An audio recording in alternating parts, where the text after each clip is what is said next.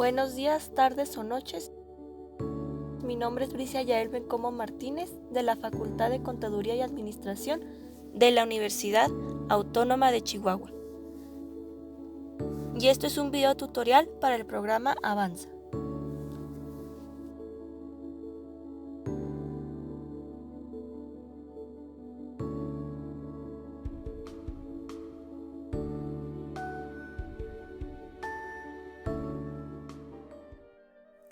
Buenos días, tardes o noches. Hoy vamos a hablar de el Imperio zarista, la Revolución Rusa y caída del Imperio zarista o caída del zarismo. Vamos a comenzar con lo que fue el zarismo. Básicamente se trataba de un sistema político que comenzó en Rusia más o menos desde 1547 hasta la Revolución Francesa que ocurrió en 1917.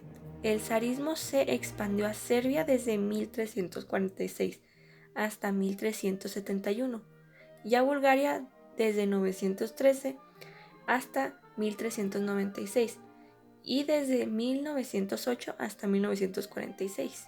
Las presiones con este tipo de régimen no tardaron en producirse y después el zar Nicolás II, quien fue el último zar de Rusia, que más o menos su reinado duró de 1868 a 1818. Esto transformó al país en una monarquía constitucional, incluyendo un parlamento con la entrada de Rusia en los conflictos de la Primera Guerra Mundial. Ya habíamos hablado que Rusia realmente tomó un partido con la Triple Entente y básicamente el hecho de que estuvieran participando en una guerra capitalista como lo definían los bolcheviques, de los cuales vamos a hablar un poquito más adelante, esto hizo que provocara el descontento de muchas personas. La guerra mundial fue uno de los últimos conflictos de poder que tuvo el zar y la población rusa. Bien, vamos a hablar más o menos en qué consistía, quién era el zar. El zar era el título que se le daba al emperador, al gobernante, o al rey, como le quieras decir. Ese término proviene del latín, que es cesar. El título de zar fue adoptado por primera vez en Rusia por Iván IV como símbolo del cambio de naturaleza a la monarquía rusa en 1547. El régimen zarista era bastante parecido al absolutismo, es decir que el gobierno ruso no proporcionaba las condiciones mínimas necesarias para el establecimiento de industrias, haciendo que la economía se atrase. Los zares eran y se proclamaban a sí mismos como autócratas, es decir que eran los dueños de todo, el poder político y económico, en fin. El gobierno zarista tenía su economía nacional bastante parecida al feudalismo, centrado más bien en la agricultura y en las clases campesinas. En 1914 el imperio zarista era una gran potencia que se extendía por 22 millones de kilómetros a lo largo de toda Europa y Asia. Bien, desde antes ya había bastantes grupos clandestinos que luchaban contra la monarquía rusa.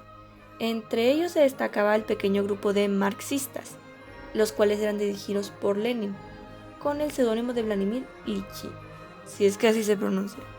Así fue como fueron conocidos como los bolcheviques, que representaban una función del Partido Socialdemócrata Ruso, con el que confluía una visión radical del marxismo con la disciplina propia de una organización clandestina.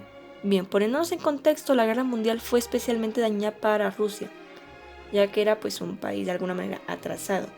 El esfuerzo bélico, más o menos a mediados de 1915, había hecho que se llevaran millones y millones de bajas, y la escasez de alimentos, combustible, entre otros, derrumbaron la moral de la guerra de la población. Rusia se convirtió en el caldo de cultivo perfecto para la agitación revolucionaria. El descontento social se le unió a la impopularidad del zar Nicolás II, que se había puesto personalmente al frente del ejército ruso y que era considerado por la población como responsable máximo de la catástrofe de la guerra. Esta situación finalmente terminó por estallar aproximadamente en 1917. Creo que cuando hablamos de Rusia, del zar y con las imágenes que te estoy mostrando, creo que te da alguna idea más o menos de dónde pudiste haber visto estas caras antes. De hecho, la mayoría de personas de nuestra generación, que somos básicamente de los 90 a la actualidad, nos hemos enterado de lo que es la Revolución Rusa o nos hemos puesto a investigar más sobre ella gracias a la película animada de Century Fox, Anastasia, que sí, está basada completamente en los hechos de la Revolución Rusa. Claro, aquí no hubo un Rasputín mágico que provocó la caída del imperio, y lastimosamente Anastasia no sobrevivió a los eventos. De hecho, ella murió en la misma noche en que murió su familia, solamente que había sido enterrada en otro lado. Volviendo a lo que fue la Revolución Rusa, esta ocurrió más o menos en febrero de 1917, donde estallaron en la capital manifestaciones espontáneas de mujeres que demandaban pan y paz. Las quejas pronto se sumaron los obreros en huelga y otros grupos sociales. La represión fue contundente, el ejército sacó sus tropas a la calle, detuvo manifestaciones y la Duma fue clausurada.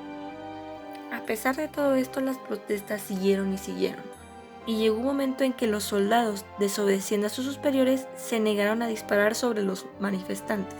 Para octubre de 1917 existía lo que fue un gobierno provisional, que fue básicamente muy popular. Se negó a sacar a Rusia de la guerra, no pudo poner orden en el país y veía cómo los soldados cada vez desertaban del cargo. Estas condiciones de desorganización total se produjo el riesgo de Lenin a Rusia. El 25 de octubre, según el calendario ruso, los bolcheviques desataron la conquista del poder, apoyados por los obreros. Así tomaron el control de los soviets y de los centros más importantes de la capital y asaltaron el Palacio de Invierno, es decir, la sede del gobierno provisional. Es aquí donde comienza a surgir lo que es un nuevo modelo político, que es el modelo socialista, un gobierno bajo el poder y el control absoluto de un partido comunista, con provisión de los demás partidos políticos, es decir, controla también las industrias por parte del Estado, producción y beneficios, realiza un control del comercio, de la distribución que se realiza mediante una red de grandes almacenes. Todos los ciudadanos soviéticos son trabajadores a quien el Estado les aseguraba un sueldo mínimo, vivienda y servicios esenciales médicos y educativos. Finalmente llegamos a lo que fue la Guerra Civil. La firma del Tratado Brest-Litovsk en Alemania en 1918 no trajo la paz a Rusia, a pesar de que ya se habían retirado. De hecho, fue todo lo contrario, se desarrolló otra guerra civil con implicaciones internacionales. Los anteriores aliados de Rusia, que eran los británicos, franceses, estadounidenses y japoneses, contrarios a las medidas adoptadas por los bolcheviques, ocuparon parte del territorio ruso y apoyaron al ejército de blancos, es decir, básicamente los que estaban de parte del imperio zarista. Para hacerles frente, los bolcheviques crearon el Ejército Rojo. En su creación tuvo una intervención muy destacada de Trotsky. Además, implantaron medidas de comunismo de guerra, nacionalización de sectores económicos claves, militarización del trabajo. Ya hemos hablado bastante de lo que ocurrió durante este periodo y por qué surgió, desde cuáles son sus antecedentes. Más sin embargo, como ya habíamos mencionado, la mayoría de personas que somos de acá, del lado de Occidente, conocimos la historia del zarismo gracias a la película animada de Fox, puesto que es la versión más popular del mito que surgió en esas épocas, es decir, sobre si la cuarta hija del zar Nicolás II, es decir, Anastasia Nikolaeva Romanova, conocida como Anastasia Romanov también, había sobrevivido y muchas mujeres inclusive se intentaron hacer pasar por ella. De hecho, sabiendo esta historia real, la película deja algo de tristeza al verla porque sabes que Anastasia realmente no sobrevivió, nunca conoció a un Dmitri y jamás pudo vivir una vida feliz lastimosamente. Bien, pero ¿qué pasó con la familia real? Ya habíamos hablado de que Anastasia no sobrevivió, pero ¿qué llevó a los bolcheviques a matar a la familia real? No sé si ya habíamos hablado un poquito de Rasputín, donde realmente Rasputín no fue el villano de la historia. Más sin embargo, la conducta de Rasputín hicieron que el pueblo ruso se volviese en contra del zar y su familia. Así que pues ya decidirán ustedes si es un villano o si simplemente era una persona más. El momento de la revolución ya había llegado. Para los bolcheviques que se hicieron con el poder en noviembre de 1917, los Romanov se convirtieron ahora sí en un dolor de cabeza. Y es así como en octubre, como ya habíamos dicho, los bolcheviques tomaron el poder. Es decir, aquí hicieron un asalto al Palacio de Invierno. ¿Y qué pasó con el zar Nicolás después de esto? Pues básicamente él y su familia se fueron a una finca de Tobolsk, donde fueron retenidos desde el verano de 1917 hasta la primavera de 1918. Las condiciones del cautiverio de los Romanov empeoraron progresivamente desde que en el verano de 1917 abandonaron el palacio, su hogar. Y finalmente es aquí cuando llegamos a lo que fue la ejecución. En Ekaterimburgo, la familia real se alojó en la casa de Ipatiev, la cual la rodeaba una empalizada de madera. tan alta que del interior no se podía ver las capas de los árboles que estaban afuera. Unos días después de su llegada, sus carceleros pintaron de blanco los cristales, todas las habitaciones de la familia. Ahí en junio cumplieron años sucesivamente la Salina Alejandra, que tenía 46 años, Tatiana 21, Anastasia 17 y Mariana 19. El 14 de julio el sacerdote local fue requerido para oficiar una misa. Fue una de las últimas personas del exterior que vio a la familia real con vida. Apenas 3 días más o menos en la madrugada del 17 de julio, los Romanov y sus 4 sirvientes fueron asesinados en una habitación de 3 por 4 metros, situada en el sótano de la casa del propósito especial, como lo llamaban los carceleros. Господи, прости их, не ведают, что творят.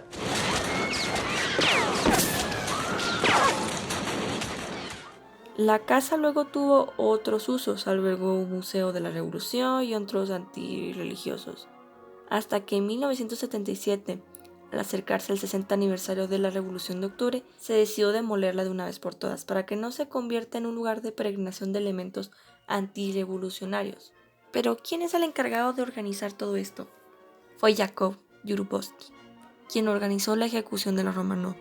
Básicamente fue de los últimos civiles que vieron a los Romanov con vida. Ya habíamos hablado de Anastasia bastante, ¿no? En este video, pero ¿realmente la película sí está basada en los hechos reales o solamente es mucha fantasía? Lo cierto es que como toda película infantil es más fantasía que otra cosa, pero más sin embargo sí hubieron muchas mujeres las cuales intentaron hacerse pasar por la gran duquesa. La más conocida fue Anna Anderson. Básicamente fue de las más famosas impostoras que hubo.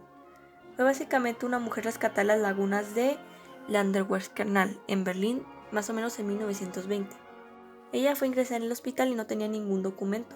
La mujer acabó por manifestar de forma reciente que era Anastasia Romanov, la cuarta hija del zar, y relató una historia detallada de cómo ella había conseguido escapar a la Gran Matanza.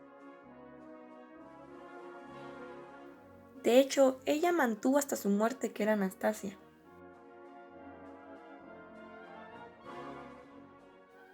Pero en realidad después descubrieron que se trataba de que era una obrera polaca que estaba mentalmente desequilibrada. Ya para finalizar, en 1920 fue cuando los bolcheviques ya habían conseguido la victoria y habían logrado vencer en esta guerra civil. A partir de entonces los dirigentes revolucionarios rusos se dispusieron a la construcción de un nuevo sistema político, social y económico, el primero de carácter socialista en la historia universal. Así fue como en el año de 1922 nació la Unión de Repúblicas Sociales Soviéticas, es decir, la URSS, que básicamente consistía de 3 órganos que regulaban el Estado soviético, que es el Congreso de los Soviets, Comité Central y Presidium o Consejo de Comisarios del Pueblo. Y bueno, esta ha sido toda la historia. Es una historia que para muchos es algo desgarradora por la matanza que hubo de la familia Romanov. Para otros resulta muy interesante. Espero que te haya gustado. Te dejaré algunos videos o materiales que se utilizaron de referencia. Muchas gracias por ver.